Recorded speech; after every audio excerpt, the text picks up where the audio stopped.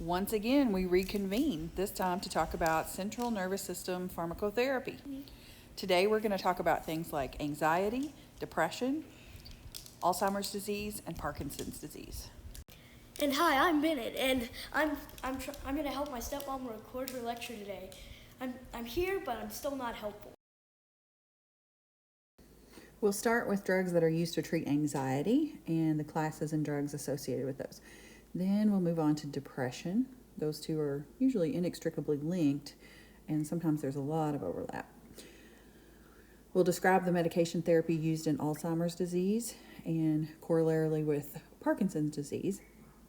No overlap there. Then we'll talk about a patient case, decide on appropriate therapy, and talk about what kind of patient education we would provide. Let's start with antidepressants. It's a big group of drugs with subclasses, but I do want to mention first that there is a wide boxed warning associated with antidepressants. It relates to use of antidepressants in children, adolescents, and young adults has been seen to increase the risk of suicidal ideation in young people. Within the broader class of antidepressants, we have a number of subclasses. I've listed them here. The oldest of these is the monoamine oxidase inhibitors, or MAOIs. They're old drugs. They have many drug interactions, and they're not used very often at all. They're not recommended in elderly patients. They're on the Beers list. They're not as effective as the others in this list. So it's really the monoamine oxidase inhibitors are saved for those cases where a patient fails all our other better options. Probably the most widely used subclass of antidepressants is the SSRIs, selective serotonin reuptake inhibitors. Those are familiar drugs like citalopram, paroxetine, sertraline. Those have brand names of Celexa, Paxil, and Zoloft, among others. The first cousin to SSRIs are the SNRIs, serotonin norepinephrine reuptake inhibitors. These have the properties of SSRIs for the most part, but it adds that norepinephrine component, which some patients find useful in treating depression and anxiety. Those types of drugs are duloxetine, which is Cymbalta, and venlafaxine, which is brand named Effexor. Tricyclic antidepressants are probably the second class of drugs in the antidepressant class that came on the market after MAOIs.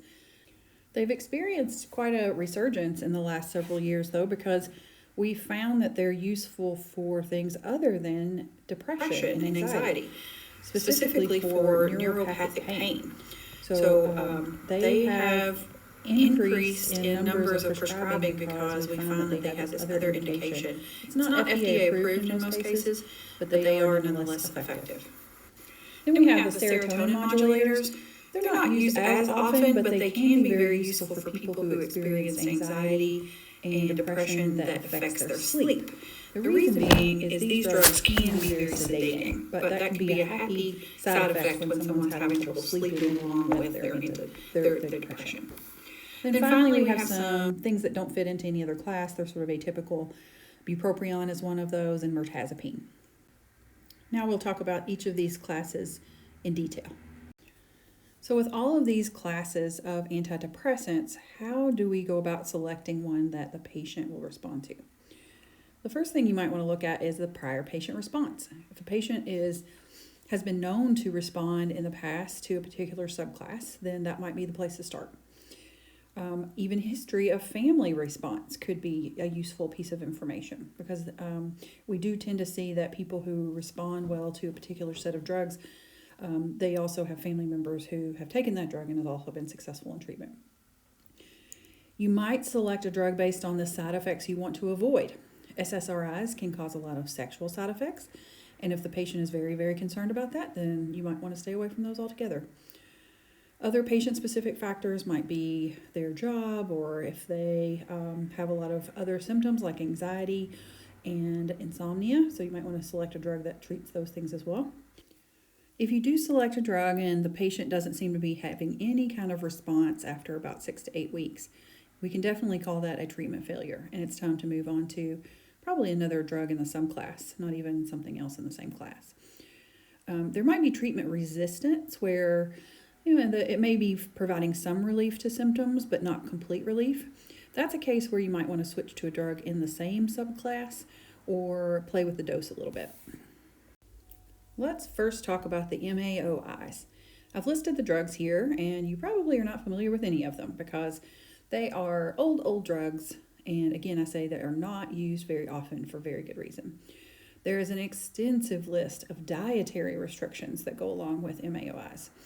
The reason for this is that the blockade of monoamine oxidase in the GI tract is responsible for what we like to call the cheese reaction. It can lead to a hypertensive crisis when patients ingest foods that contain tyramine. So tyramine is a heavy component in cheese, but other sort of rich foods like that should also be avoided. Because of this dietary restriction, this is another reason why MAOIs are just not never should be first choice. The first one was synthesized in 1952. It was found to be ineffective for treating TB, which was what it was intended to do, but it did prove to have some potent antidepressant effects. There are a lot of adverse effects associated with MAOIs. The first and foremost is orthostatic hypotension. That can be very devastating in older patients. That's one of the reasons why this class of drug is on the Beers list. They can also cause a lot of cardiac symptoms, so palpitation, tachycardia. In the case of the dietary interaction, hypertensive crisis, and they are major causes of drowsiness. The major limitation, of course, is the hypertensive crisis, but right after that is the drug interactions because there are quite a lot of them. You should never use MAOIs as first or even second line treatment. The next antidepressant subclass we'll talk about are the TCAs, tricyclic antidepressants. There's quite a few of those, and you may be familiar with some of these because they do get used in patients who have depression and also for neuropathic pain now. Because these drugs tend to be very sedating, we can use these drugs in patients who are experiencing insomnia. It's not the best use of them. There are lots of other drugs that could be used for that, but they're not benzos and they're not habit forming. So it could be another tool in your tool chest for insomnia. Because of their anticholinergic effects, they have been used for urinary incontinence as well.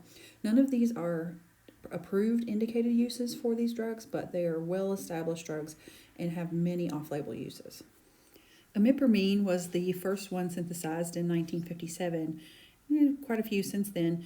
The major drawback of these is the drug interactions and the side effects. A lot of the side effects are similar to MAOIs. Orthostatic hypotension is a big factor in why people should not take a TCA. That's another reason they are on the Beards list as well. Sexual dysfunction is a huge complaint of patients on TCAs. They are heavily sedating. In some cases, they can lower seizure threshold. And they have anticholinergic effects, which a lot of patients complain about with the dry mouth and the constipation. It can be useful when we're using it for urinary incontinence, but most people find these very hard to deal with.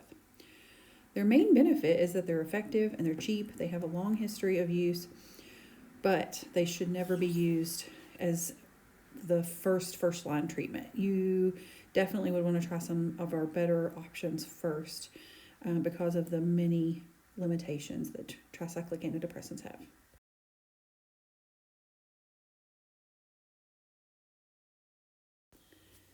Now we move on to the more mainstream antidepressant subclass, which is the SSRIs. Fluoxetine was the first one synthesized in 1988. That's Prozac. And then we've had lots and lots since then. They don't have the anticholinergic and cardiovascular side effects that our previous two classes have. And they don't have the toxicity that can be seen with the TCAs. So these are big improvements from the antidepressant therapy that we had before then. The most common things people complain about with an SSRI are headache, little GI distress, especially when they're first starting therapy. The sexual dysfunction is a huge component of the side effects of SSRIs. They can disrupt sleep somewhat. So for a patient who's experiencing insomnia, they may have more difficulty at first with SSRIs. Most of the drugs in this class have some varying levels of the CYP liver enzyme inhibition, so that lends themselves to a lot of drug interactions. The main benefit of SSRIs is they're fairly well tolerated, they're very effective, and actually now they're quite inexpensive because most of them are available generic. The major limitation is this serotonin syndrome, especially when you combine two agents that affect serotonin levels. That is characterized by confusion, sweating, fever, tachycardia. It is a major medical emergency. It's a very rare but serious side effect and usually can be avoided when you're managing medications correctly. SSRIs have been used for many years off-label for other conditions like anxiety disorder, eating disorders, and OCD.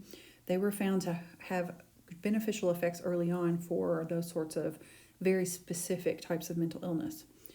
Now there are some medications that are available that have approved indications for these disorders. SNRIs, or serotonin norepinephrine reuptake inhibitors, are the related class, the first cousins to the SSRIs. They were developed because it was seen in some patients that including the norepinephrine reuptake effect seemed to help patients who didn't have quite a full effect with the serotonin alone. Side effects of SNRIs are similar to the SSRIs. GI distress early on in therapy. The sexual dysfunction is still a major complaint of most patients. Some of them can cause a hypertension, but the longer acting versions of them seem to mitigate this effect. These drugs are also metabolized by the cytochrome P450 liver enzyme system, so that also means that you have to look out for a lot of drug interactions. They're well tolerated, they're very effective. Most of them are very inexpensive as well. And interestingly, they do have some off-label uses for musculoskeletal pain, peripheral neuropathy, and even fibromyalgia. Specifically, duloxetine or Cymbalta is one that has an FDA-approved indication for not only musculoskeletal pain, but neuropathic pain. The miscellaneous antidepressant subclass is kind of a mixed bag of how they work. Some of them work on serotonin, some of them work on norepinephrine or in combination of the two, and in various degrees of those neurotransmitters. Here's a sample of some of the miscellaneous antidepressants. They're fairly new, and they do have some off-label uses as well. Trazodone is one that is used for insomnia because of its highly sedating side effect.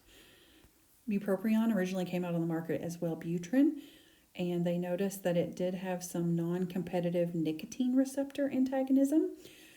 So the company went back and got a entirely separate FDA approval for smoking cessation. That came out under the brand name Zyban. Those two drugs are exactly the same. They may come in different dosages and dosage forms, but they are both active ingredient of bupropion. The newer drug vilazodone is similar to trazodone, as you might guess by the name, but it doesn't have the sexual side effects and it has a faster onset of activity. So that might be useful in patients who find that as a problem in some of the other drugs that they've tried. None of these are typically first-line agents, but they are rather useful in patients who failed other therapies or have a particular side effect they're wanting to avoid. We will now switch gears into the anxiolytics. I will say that benzodiazepines have a boxed warning associated with them, all of the benzos. It's something that we healthcare professionals knew. They cause profound sedation, respiratory depression, coma, and even death when they're combined with opioids. But the FDA felt that this was a strong enough effect and they're being used so often together with opioids that they wanted to put a stronger warning in the package literature. There are a lot of benzodiazepines. They all have different and similar qualities. They are, however, all C4 drugs, so they're Schedule 4. That means they do require controlled substance prescribing restrictions. It is possible to die of an overdose of a benzo, mainly because of the respiratory depression. So it is a concern in patients who have suicidal ideations. This effect is, of course, amplified when it's combined with other CNS depressions like alcohol. We have observed a teratogenic effect in humans with benzodiazepines, so for that reason, these medications are not recommended in pregnant women. Benzodiazepines have been around for a long time, and for that reason, we do have a lot of clinical uses for them. We use them to treat anxiety, insomnia, even seizures. We can use them for alcohol withdrawal and also for muscle relaxation. So there's lots of reasons we would give patients benzodiazepines, but they do have a lot of adverse effects. What you might predict is the drowsiness and dizziness. In fact, we use that in cases of insomnia for their therapeutic effect. But they can cause a lot of confusion and sluggishness. The anterograde amnesia is a problem in a lot of benzos, where the patient has trouble remembering even things that happened in the time before they took a dose. And of course, the most serious of those is the respiratory depression effect. These can be habit forming, and tolerance does seem to develop with long-term use. I can't think of a real case where benzodiazepines should be used on a long-term basis, except for in the rare case of these being used to treat a seizure disorder. All of the benzos are metabolized by the CYP3A4 liver enzyme. That is probably the most common enzyme system for metabolizing a lot of the drugs that we take. So, as such, there's a lot of drug interactions with benzos. Some of them require a dose reduction in patients who have hepatic dysfunction, so keep that in mind when you're prescribing. Buspirone is an atypical anxiolytic. The brand name of that is Buspar. It's really a great alternative to benzos. In fact, you should reach for this before you reach for a benzo. Studies have shown it's as effective as benzodiazepines in treating anxiety. It doesn't work immediately, though. It takes usually 2 to 3 weeks to see effects.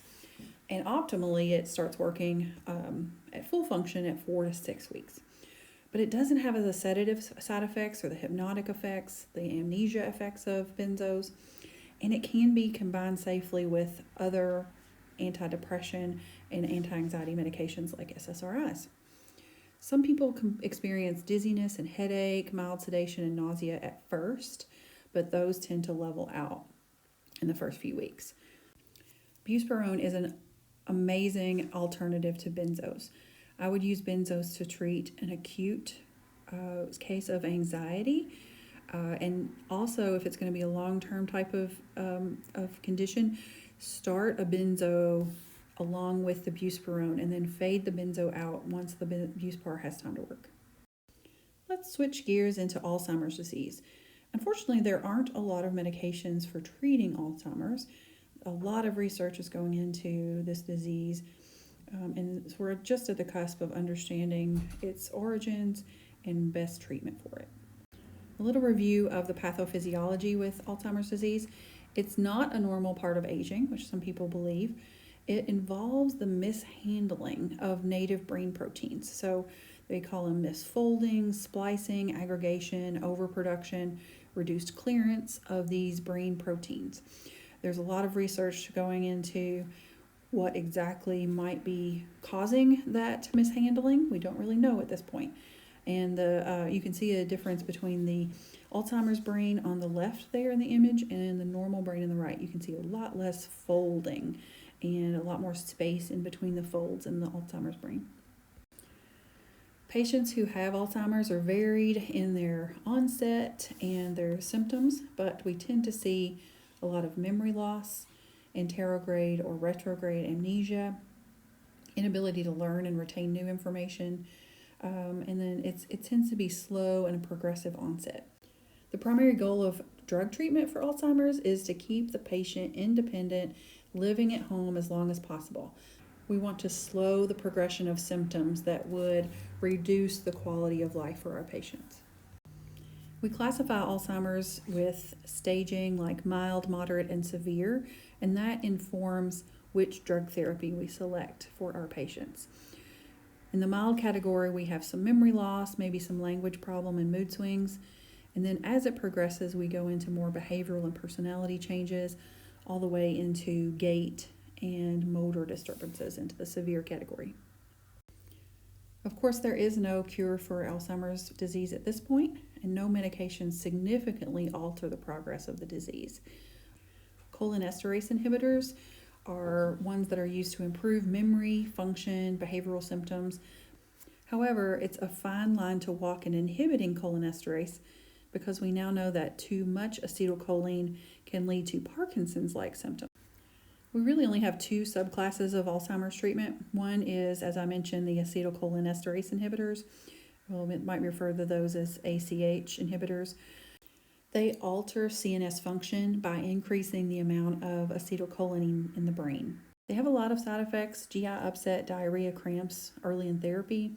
They can affect muscle weakness, have a lot of insomnia. They can affect heart rate and even have blurred vision. So these are sorts of things that you don't want to see in an elderly population, unfortunately.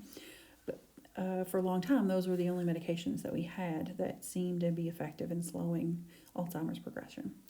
Newer drugs are NMDA receptor antagonists. These prevent the excessive stimulation of the NMDA receptor by the neurotransmitter glutamate. It seems to prevent excitotoxicity and cell death in the CNS. Again, it doesn't treat the actual cause of Alzheimer's, that protein malfunction, but it does seem to slow the progression of symptoms. The NMDA receptor antagonists are reserved for moderate to severe disease.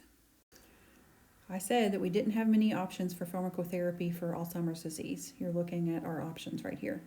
We have 3 acetylcholinesterase inhibitors: diazepam, galantamine, and rivastigmine.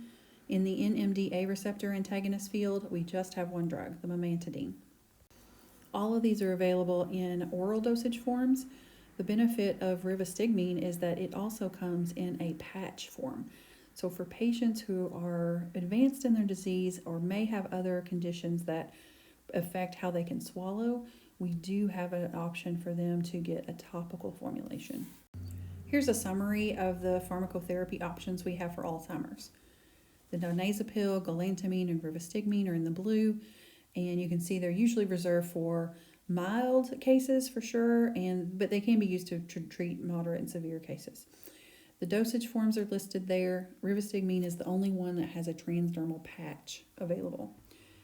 The memantidine is an oral formulation. It does have an oral solution as well. It's a twice-a-day dosing. The others are twice a day or once a day. Parkinson's disease is a difficult disease to treat as well. We don't have many medications for it, just like we don't have a lot for Alzheimer's. But there is a lot of research going on for both of these diseases, so hopefully in the future we'll have many more diverse choices to choose from when treating a patient with Parkinson's or Alzheimer's. Quick review of the pathophys related to Alzheimer's. It's associated with a profound loss of dopamine in the central part of the striatum in the brain. The onset usually occurs between the ages of 40 and 70, and we see the most of that happen in the 6th decade of life. Slightly more common in men, but we don't seem to know why at this point. This is a typical Parkinson's patient. The tremor is something we all think about with Parkinson's, but there's also a stooped posture, a shuffling gait, hips and knees slightly flexed, and perhaps a mask-like appearance on the face. Patients that have Parkinson's, even when taking medications, can have some of these signs and symptoms. The tremor is usually the telltale sign, but you may notice, rather than a tremor, you may notice a pill rolling motion in the hand. A shuffling gait is very common. Patients also may have, as the disease progresses, a slurred speech, difficulty swallowing, and changes in even how they detect certain odors. We have now come full circle.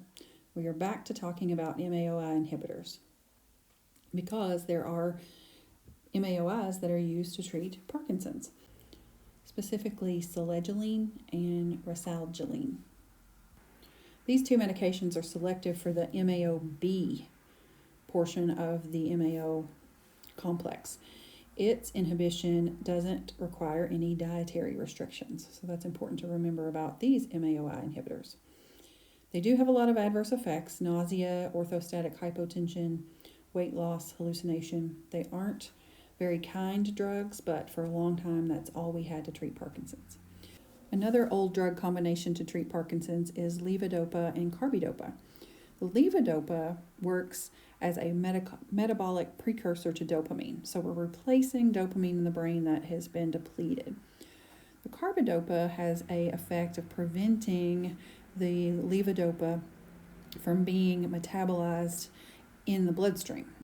Therefore, more of the levodopa crosses the blood-brain barrier, gets in the brain where its action takes place. The carbidopa is sort of like opening the door to the brain for the levodopa to go ahead and work. It works for almost every patient with Parkinson's to reduce the bradykinesia and the rigidity, the motor symptoms associated with Parkinson's. There are problems with levodopa as well. For starters, a high-protein diet can cause a decrease in the absorption of levodopa, carbidopa, so it is important to inform patients to keep a consistent diet. A well-known drawback for levodopa-carbidopa therapy is the on-off phenomenon. It occurs regardless of dose, so it's not dose-related in any way. The patient's symptoms can wax and wane unpredictably. There doesn't seem to be a pattern to it. The symptoms return before the next dose is due some days, and then some days it seems to last throughout the dosing period. Some ways to reduce this effect is to decrease the dose interval. So if the patient is taking a dose every 12 hours, it might be beneficial to minimize this off-on phenomenon by going to every 8 hours. There are now also sustained release formulations of carbidopa levodopa. The brand name is Sinemet. The sustained release formulation may help with this on-off phenomenon as well. The next class of drugs we use to treat Parkinson's are the direct dopamine agonists. These don't replace the lost dopamine in the brain, but they directly stimulate dopamine receptors. So they're a bit of a replacement for dopamine in the brain. They can be used as monotherapy or as an adjunct to the other things we've talked about. They do have several side effects. Nausea and vomiting is the most common. Postural hypotension is problematic, especially in older folks. And at higher doses, they can cause some mental status changes, hallucination, hypersexuality, and compulsive behavior. Those are all signs that we're getting too much dopamine agonism, that we have too much stimulation of those receptors, and the dose needs to be reduced. Anticholinergics have been a long staple of Parkinson's therapy. They have lots of side effects, especially in an older population, so their popularity of treatment has declined in recent years now that we have better treatments. They have all the side effects you might anticipate with an anticholinergic: the dry mouth, the urinary retention, constipation, mental status changes. These are definitely not first-line treatment. They can be used as adjunct, but very carefully. Amantadine is another product we use for Parkinson's disease. We don't exactly know how it works, but it seems like it blocks reuptake of dopamine, and it may have some properties of stimulating dopamine receptors. Like the other things we've talked about, they can have some problematic side effects in an older population, like dizziness, insomnia, mental status changes, and oddly, the livedo reticularis, which is a blotchy skin discoloration on the lower limbs and the legs. Although it's not something that's approved by the FDA, I do want to mention that there is an argument to be made for using cannabis as part of Parkinson's therapy. More research is being done, but patients anecdotally are telling physicians and pharmacists that using cannabis is one portion of their therapy that is drastically reducing the motor dysfunction that patients have that can be so debilitating. So it's possible that the combination of levodopa, carbidopa therapy, maybe a dopamine agonist, and cannabis could be an ideal therapy. Of course, studies need to be performed, but I do want to mention that as we move toward medical use cannabis and certainly recreational use in some states, your patients will be experimenting with cannabis who have Parkinson's, and you should be aware of its uses, its benefits, and its risks. Well, I certainly hope you enjoyed our adventure through CNS pharmacotherapy. As usual, you can email me at acann@spalding.edu if you have questions or need something clarified about this lecture.